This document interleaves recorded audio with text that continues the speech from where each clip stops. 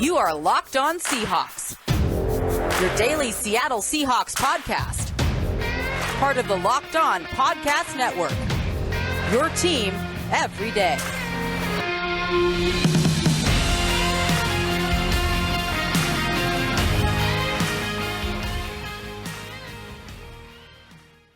What is going on, football fans? Thank you very much for being here for this crossover Thursday episode of Locked On Saints and Locked On Seahawks. We appreciate you so much for making us your first listen of the day every day. We are free and available on all podcast apps and on YouTube as well. For this crossover edition of Locked On Saints and Locked On Seahawks, you've got Corbin K. Smith at Corbin Smith NFL on Twitter, and myself, Ross Jackson, at Ross Jackson Nola on Twitter, your host of Locked On Seahawks and Locked On Saints. Again, we appreciate you very much for making us a part of your day, and we are also going to take a moment to say thank you to our friends over at Prize Picks, as today's episode is brought to you by Prize Picks, as are all crossover Thursday shows here across the Locked On Podcast Network. Prize Picks is so much fun, and it's super easy to play. You're not competing with other players. You're not going up against mystery lineups or anything like that. It's just you versus projections that are available. You simply pick 2 to 5 players, and then you choose whether or not they're going to come in at more or less than their Prize Picks projections. And then if you get all of those right, you can win up to 10 times your entry.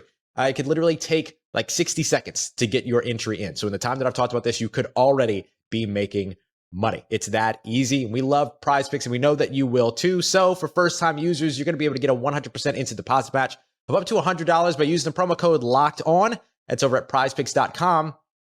Promo code Locked On.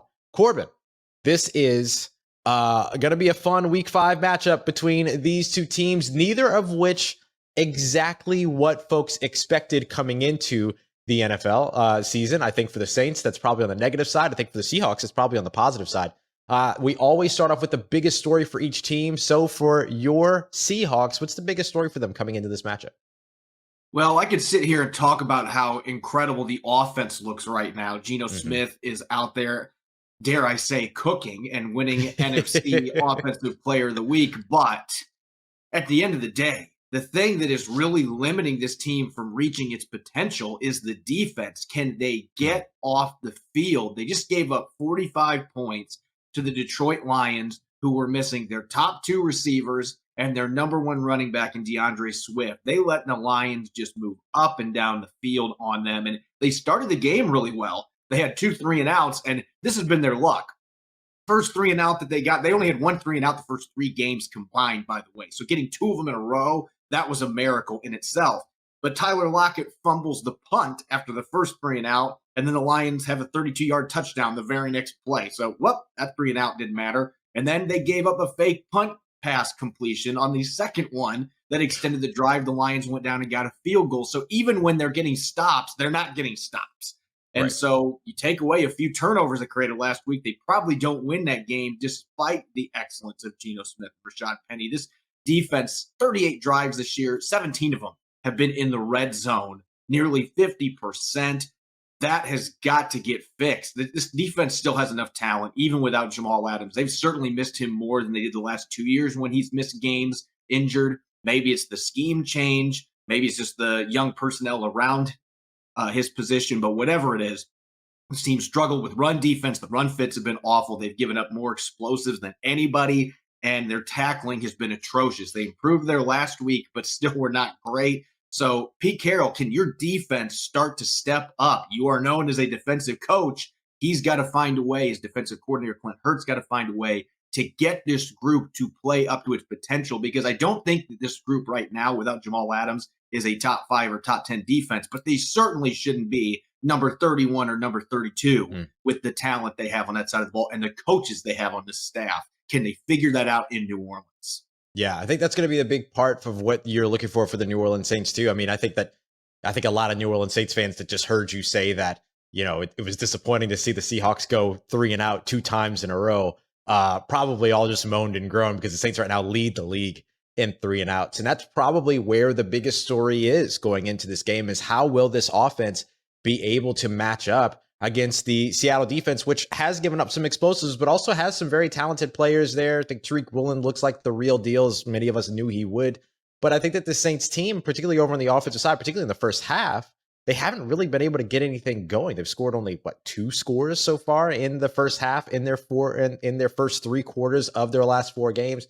It's not been going well for them, or rather in the first half of their 4 games. It's not been going well for them over there. And who's going to be the guy at quarterback? Is Jameis Winston healthy enough after 1 week off to step back into the starting role for New Orleans, or will it be Andy Dalton? And Andy Dalton did okay leading the Saints offense last week. He did excellent in the second half, but to start off the game, they had 1 good drive, and then the rest was kind of business as usual for the New Orleans Saints offense, which struggles to finish drives, which struggles to put together big plays, and which struggles to build a rhythm. So there's a lot over on that offensive side that you're going to be looking forward to seeing the New Orleans Saints hopefully be able to figure out a way to get right, whether it's Jameis Winston or Andy Dalton at the helm going up against that Seattle Seahawks defense. If you had to choose between Jameis Winston or Andy Dalton, which quarterback would you rather the Seahawks see on Sunday?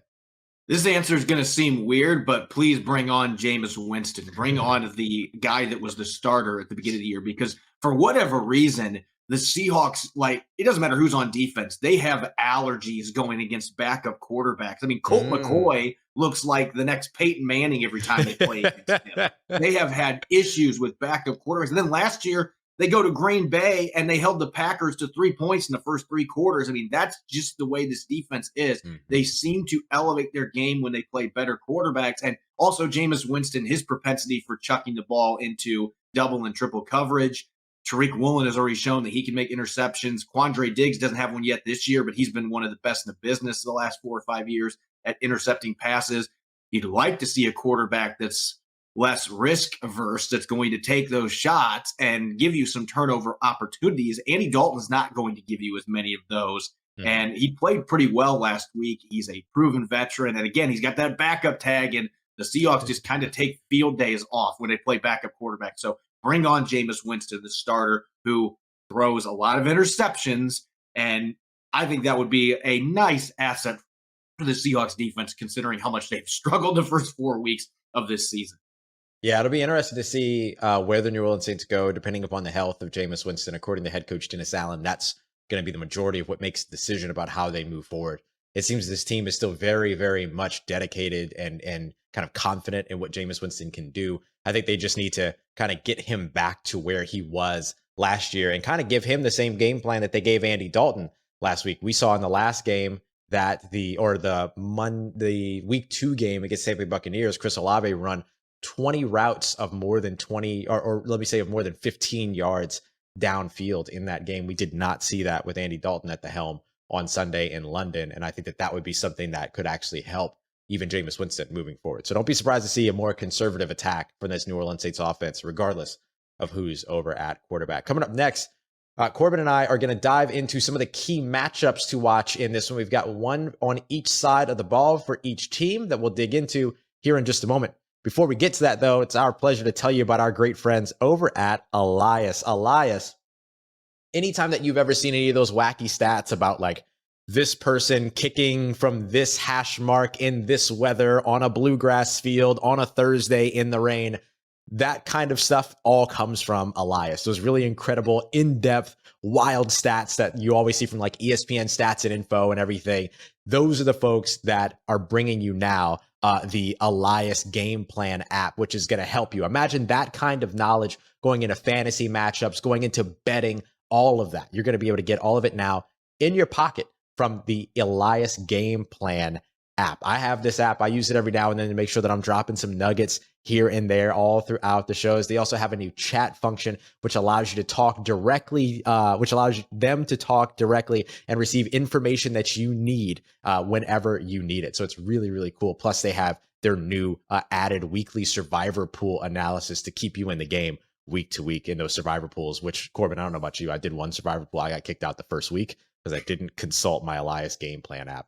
So take over the NFL season with Next Level and download the Elias Game Plan app today. Choose from any of the 3 game plans that you choose to subscribe. You could do weekly, monthly, or annual, and you can get 25% off of your first month when you choose that monthly subscription. Just use the promo code LOCKEDONNFL25, use the numerals, That's the Elias Game Plan Sports Betting as well that you can find in the App Store or Google Play Store today. And don't forget to use that promo code LOCKEDONNFL25.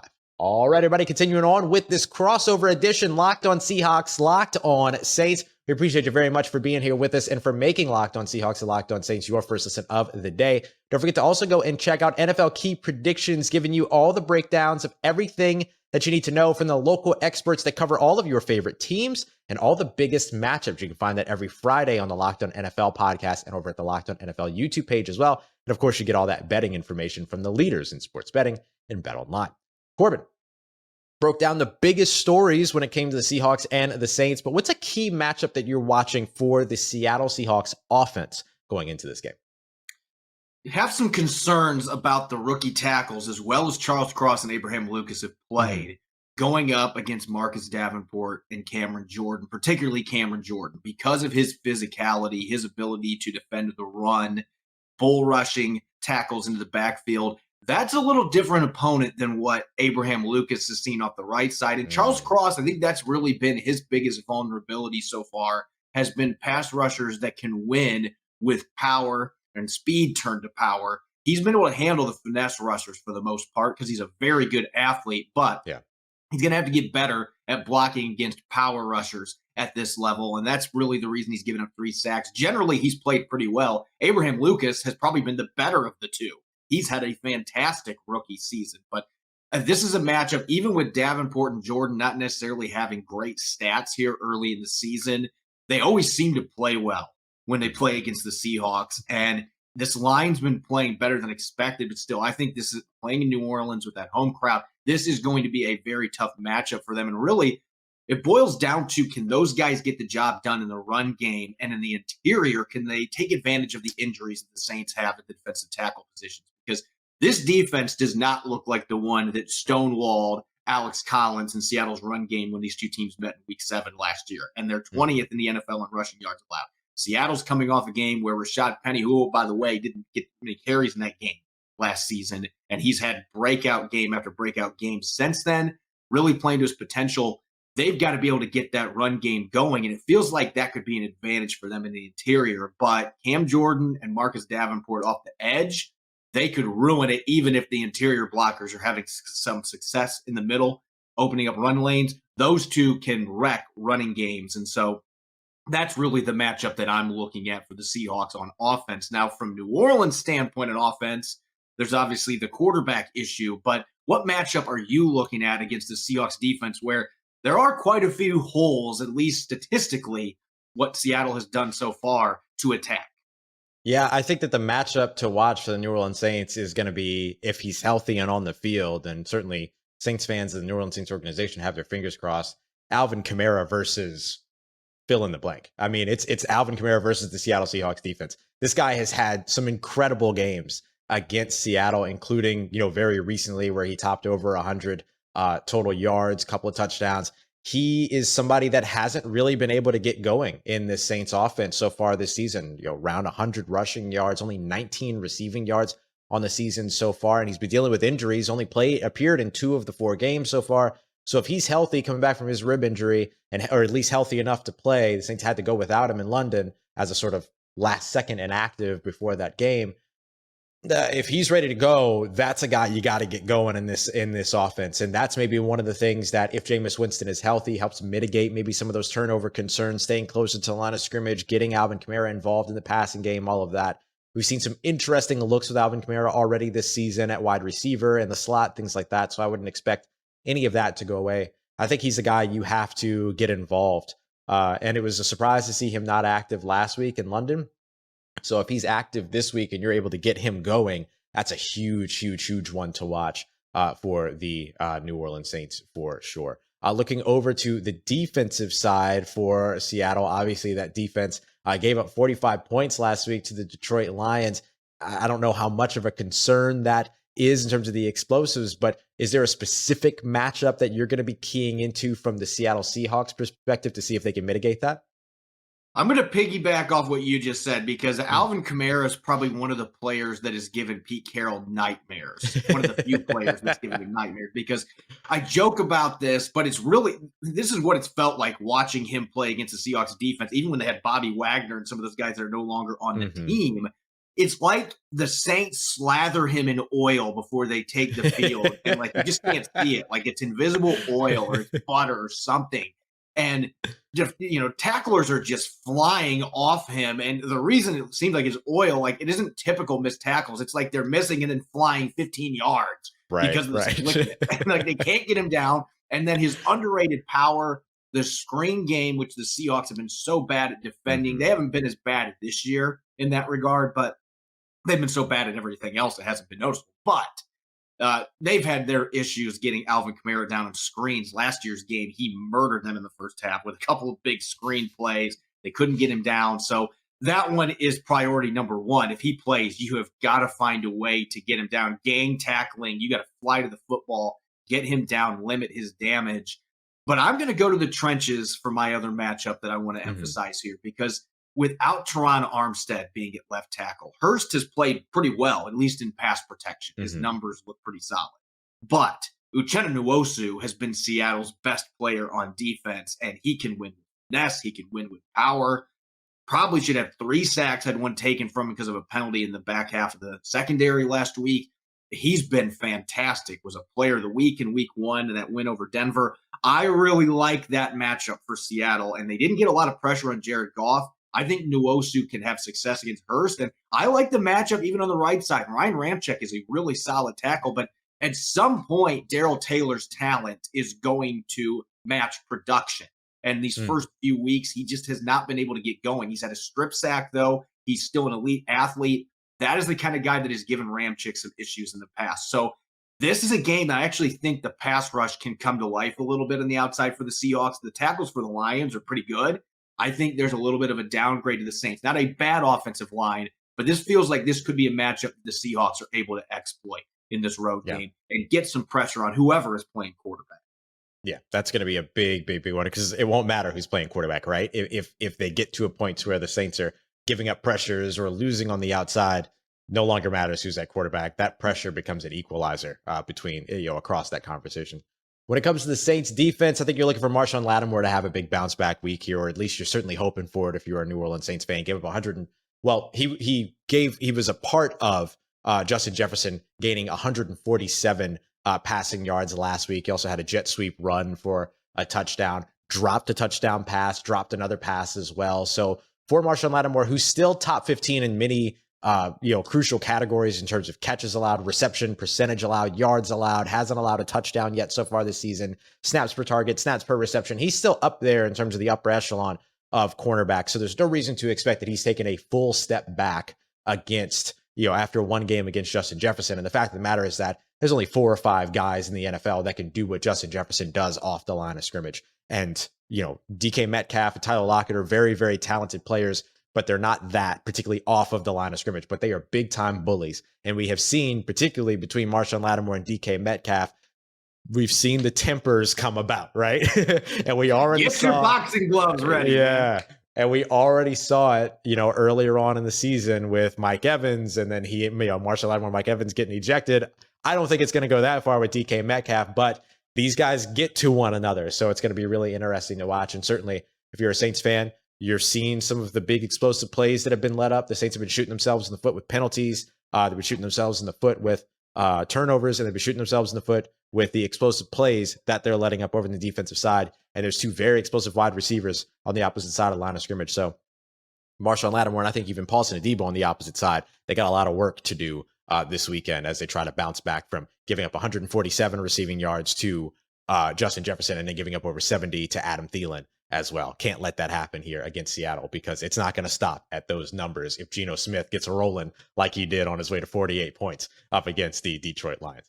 Coming up next, speaking of final scores, we're going to get to score predictions here in just a moment. Can the New Orleans Saints bounce back? Can the Seattle Seahawks continue to be, and I think exceed expectation? We'll tell you why or why not as we continue on and wrap up today's crossover episode. Locked On Saints, Locked On Seahawks here, part of Locked On Podcast Network, your team every day. Let's get it, everybody. We are wrapping up this crossover edition. Locked On Seahawks. Corbin K. Smith is here. Myself, Ross Jackson, host of Locked On Saints. Going in through predictions now, Corbin. Score predictions, how you think this game is going to go. Can the Seattle Seahawks keep being that pesky team that you absolutely predicted that they would be in the NFC West preview episode that we did a while back? I might get burned for drinking the Kool-Aid because Smith had the big numbers last week against a Lions defense that it feels like a Pee Wee League team could score points against. I mean, they have given up more points than any team in the NFL this year. But I am drinking the Kool-Aid because I have seen this offense in 3 of the 4 games. The Denver game, they could have put a lot more points on the board, and red zone issues really were holding them back. They started to fix that issue last week. They were finishing drives. You're seeing Geno Smith in great command of this offense, and he's using everybody at his disposal. I mean, this is not necessarily me taking a shot at Russell Wilson, but he did not get the football to tight ends very often in this offense. Geno Smith, 5 of his 6 touchdowns this year are to tight ends, and they've got the best group of tight ends they have had maybe in their franchise history. Noah Fant, Will Dissly, and Colby Parkinson have all been doing damage as receivers. They all are making an impact in the run game as well. Even Noah Fant, not known for that, he's gotten much better in that regard. So just the command that Geno Smith is showing of this offense, they're getting their run game going a little bit. This is a Saints defense that has not played the run well, despite how well they were last year in that category. I feel like the Seahawks can get that ground game going, and that is going to be crucial. You cannot be one-dimensional against the Saints defense. It still has a lot of talent, particularly in the secondary. You're not going to win slinging it 45 times, even with how well Geno Smith is playing. But if you can have 25, 30 attempts where he's very efficient and he's been all year, he's got a running game with Rashad Penny, Ken Walker, the third going. You can get some pressure on defense, which, as I mentioned early in the show, I think they can do off the edge. If they can check those boxes, they've been able to create turnovers. They've been able to get some red zone stops, even with how bad they've been on defense. I think they're going to be able to do it. It's a very difficult place to win in New Orleans, but I like this matchup, oddly enough, for this Seahawks squad with the way that Geno Smith is playing. So I don't think they're going to put near as many points on the board this game. I think the defense is going to make some strides against a Saints team that has a lot of good talent at the skill positions, but questions at quarterback, some questions on the offensive line. So I'm going to go 27-23. I think the Seahawks with a close win. I think they are going to go into the Superdome and get the victory. I changed my mind last week. Originally said they weren't going to win in Detroit and then changed at the last minute. I'm maybe going to pay for being this confident this early because it's a tough place to win. But it just feels like there's something off with this Saints team. Now, maybe they'll fix it this week. But seems like Seattle is just a couple plays away on defense from maybe figuring some things out, and the offense looks really good. I think they carry that momentum into this game. They're going to be playing with a lot of confidence going on the road again. Yeah, for me, this game comes down to who's healthy for the New Orleans Saints, obviously. And honestly, I don't really even care who's let me not say I don't care. I don't think it matters who plays quarterback for them this week. Whether it's Jameis Winston, whether it's Andy Dalton, I think that the offense will look the same. And I think it's going to look like in terms of the play design, what it is that their approach is, their sort of the way that they sort of, build around these quarterbacks, the way that they try to attack the Seattle Seahawks defense, I think is going to be akin to what you saw last week in the second half against the Minnesota Vikings. Doesn't mean it's going to be as efficient, doesn't mean it's going to be as effective, but I think that will be the game style. The New Orleans Saints over the first 3 weeks of the season, ran only twice for 7 yards in the fourth quarter. This past game, 9 times for 51 yards in the fourth quarter. It was something like 56-2 passing attempts versus rushing attempts in the fourth quarter. They can't let that happen again. And that's a big part of why they need to start, getting things in rhythm early on in this game. I was very, very down on the New Orleans Saints last week. I'm still pretty down on them this week. And I don't usually think that desperation makes for good football. I think desperation makes for desperate football. But when you're going up against a defense like the Seattle Seahawks that have given up so many explosive plays, sometimes desperate football can trick you into thinking that it's good football. And I think that that will be what will happen this week for the New Orleans Saints. I think that this is a game that they desperately need. They have a very, very tough stretch of games coming up: Cincinnati Bengals, Arizona Cardinals, Pittsburgh Steelers, so on. Or even before that, they've got the Baltimore Ravens, the the Las Vegas Raiders. They have a tough schedule coming up through here. So this is a win that they absolutely need. I think that they're going to find a way to get it. And I think that they're going to find a way to get it off of the back of Alvin Kamara if he's healthy. Honestly, I think if Alvin Kamara doesn't play, the Saints don't win this game. That simple. I think he's that important to the game plan this week. And so if he plays after racking up 161 total yards on Seattle back in 2019, 179 last year in 2021, I think that's the route that they go again. Sorry to bring all that back up on you. I apologize. Well, and this defense has been worse, so. Yeah, sure. And so I think that's the way that the Saints win this game if he's healthy. And I think if they do it, I agree with you. It's a close game. Saints are averaging 19 points a game, giving up 24 points a game. I would sooner flip that 24 points to 19 for the Saints to win. I don't think that they cover the 6-point spread that BetOnline has up right now, as they have the Saints favored heavily at home. I think that that is something that they don't cover, but I do think that they find a way to win, and then we'll see what they're able to do after that. So as a quick recap here, Corbin, biggest story for the Seattle Seahawks.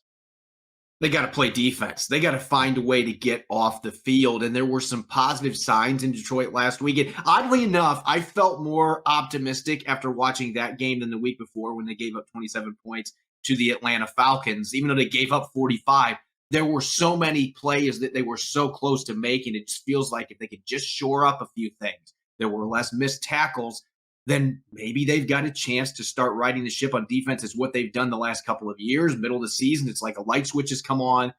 Maybe they can get to that a little bit earlier this year. And maybe this can be a game that's a turning point against an offense that has some talent and certainly has the playmakers on the outside, but has struggled so far. This feels like a game where you can kind of put the nail in the coffin a little bit for the New Orleans Saints. There's some blood in the water here, so go take advantage of it. But the defense has got to be much better this week. If they can't tackle, they're struggling with run fits, Alvin Kamara plays. This is one of those games that could get away from them very quickly. Like I said, though, I have some quiet confidence the defense is getting close. So they've got to make those plays, and they got to shore up executing their run fits, making their tackles, limiting those explosives. If they can do that with the way the offense is playing right now, you got to feel pretty good about their chances to go in and get a win in a place that normally I would not say that about in New Orleans. For sure. For the New Orleans Saints, biggest story is just can they get the offense rolling, whether it's Andy Dalton, Jameis Winston playing, quarterback, doesn't matter. They got to find a way to make sure that they're getting that offense in rhythm early on. That has been a huge bugaboo for them so far this season, and it's cost them on the defensive side as well, with the defense getting worn out a little bit late. Michael Thomas's health, Alvin Kamara's health, Jarvis Landry's health, Andrews Pete's health, all things to watch going into this one as well. So much for the improved injury luck the Saints were hoping to have here in 2022. The matchups that you're watching for the Seattle Seahawks on offense and defense are ones that are pretty akin to what I'm watching for the New Orleans Saints. Alvin Kamara versus anybody that dares line up across from him if he's going to be the guy and if he's healthy to go against that Seattle Seahawks defense. And then for the Saints defense over there, it's all Marshawn Lattimore all the time, particularly up against DK Metcalf and managing that. What are you looking for, just as a reminder for the folks, as we've given them a lot of information today for the Seahawks side? It's really boiling down to the tackles versus the edge defenders on both sides. Can the rookies Charles Cross and Abraham Lucas handle a tough matchup with Marcus Davenport and Cameron Jordan, both in pass protection and run blocking? They're going to need to have some wins in both of those capacities for the Seahawks offense to continue to find traction. On the other side of the ball, James Hurst at left tackle. On the right side, you got Ryan Ramczyk. Ryan Ramczyk's a really solid right tackle, but you've got the athleticism on the outside. This could be a game where Uchenna Nwosu, Darrell Taylor, and rookie Boye Mafe can get the job done, getting after either Andy Dalton or Jameis Winston. So I think this game, a lot of it could boil down to which team gets better play at the tackle positions and which team is able to generate more pressure off the edge. You could also look at the interior offensive line for the Seahawks. Can you take advantage of the banged up, undersized interior for the Saints? If you can do that, this is a team that has had issues stuffing the run this year in Seattle, has a couple of really dynamic running backs that could really change the way this game plays out if they get rolling on the ground. Yeah, speaking of that defensive interior for the Saints, just to add real quick, since you reminded me of this, there's a chance that they actually get some reinforcements into that in defensive interior with Malcolm Roach now eligible to come off of injured reserve. We'll see if he does. A name to watch because he's been pretty solid for the Saints there, and they need that help on the defensive interior for sure. Coming down to predictions, we both see these being pretty close games. Just a quick reminder on how you see this game shaking out, Corbin. 27-23 Seattle. I think they go in and they get the road win. And I can't believe I'm saying that because typically when the Seahawks go to New Orleans, I'm not picking them to win the game. But there's just something about the way Geno is slinging the rock, the way they're running the ball. And something just doesn't look right with the Saints team. Now, if they are healthier this week, that could totally change. But they have all those injuries that they're dealing with right now. And it just doesn't feel like the machine is running full capacity, not even close right now. Yep. Seattle is due for a game where the defense starts making some strides. I think this could be a game where it happens. They're playing with a lot of confidence. They're playing with house money with Geno. So why not for one more week against a team that's really struggled this year and they're 1-3? Why not make them 1-4? I think the Seahawks have a good chance to win this game unless Alvin Kamara plays and just absolutely destroys them again. This could get ugly. That's the difference maker for me as well. I love that this is a team. These are two teams with, on the Saints side, an offense that's trying to get right. On the Seattle Seahawks side, a defense that's trying to get right. I've got the Saints winning this one 24-19. If Alvin Kamara plays, if Alvin Kamara does not play, it's an L. It's an L. 1-4 for these New Orleans Saints and a disappointing start to Dennis Allen's 5-game sort of stretch here as a first-year head coach for the New Orleans Saints. Corbin, always a pleasure. Thanks so much for taking the time here as we broke down this matchup pretty in depth. I'm looking forward to seeing which one of us ends up right on the prediction and how many of these different things we're like, see, Corbin talked about exactly that. We'll see how it all goes. But I appreciate you so much. And this was an absolute blast here with this Locked On Seahawks, Locked On Saints crossover episode here on this Thursday, presented by our friends over at Prize Picks. You can find Corbin on Twitter at CorbinSmithNFL. You can get less than 30 minutes every single day breaking down everything going on with the Seattle Seahawks over at Locked On Seahawks. Same thing for your New Orleans Saints over at Locked On Saints as well. You can follow me on Twitter at Ross Jackson Nola. Appreciate you so much making Locked On Saints, Locked On Seahawks your first listen of the day. For your second listen, go and get 30 minutes of NFL expert inside analysis from former NFL scout Matt Williamson and NFL analyst Brian Peacock over at the Peacock and Williamson NFL Show. We'll see you here again. Locked On Seahawks, Locked On Saints, proud parts of Locked On Podcast Network, your team every day.